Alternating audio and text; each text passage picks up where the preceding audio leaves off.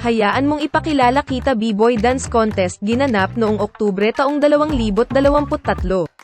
Ang dance team na nagpe-perform this time binubuo ng 5 babae. At ito ay nagpapakita katangian ng sayaw ng mga babaeng Koreano. Ang Korean K-pop ay kinakatawan ng isang grupo ng sayaw. Itong dance team na kasali Korean K-pop dance performance ay nagpapakita ng mga katangian ng Korean K-pop. Mayroong maraming itong mga dance team sa Korea. Nagsusumikap sila, naglalayon sa pandaigdigang merkado ng musika.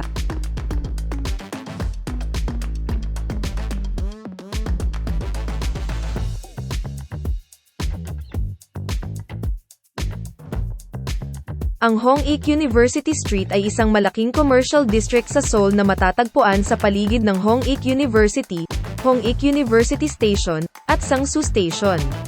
Ang Hongdae sa Hongdae Street ay isang abbreviation para sa Hongik University.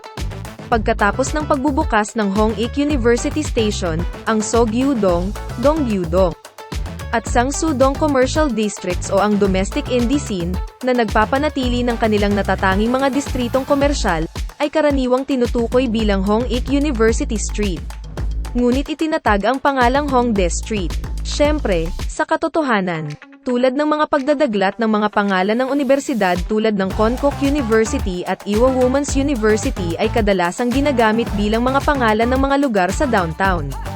Ang lugar na ito ay madalas na tinatawag na Hongdae. Kasama sa iba pang sikat na distrito ng universidad sa Seoul ang Daehakro na matatagpuan malapit sa Sinchon Station o Haihua Station. Sungshin Women's University Commercial District, Seoul National University Station, Sharozu-Hill Commercial District, na siyang distrito ng kolehiyo ng Seoul National University. At Konkuk University Street sa silangang bahagi ng Seoul. Dinaig silang lahat ng Hongdae Street.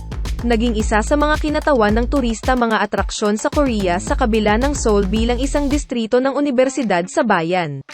Kung titingnan ang laki nito noong 2020s, kung kailan lumawak ang commercial district sa mga nakapaligid na lugar, hindi makatwiran na sabihin na ito ang pinakamalaking downtown sa Seoul.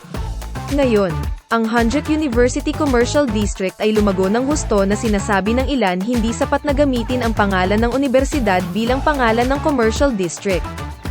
Habang dumagsa ang mga lokal at dayuhang turista, 3 malalaking mall ang itinatayo sa paligid ng Hanjuk University Station.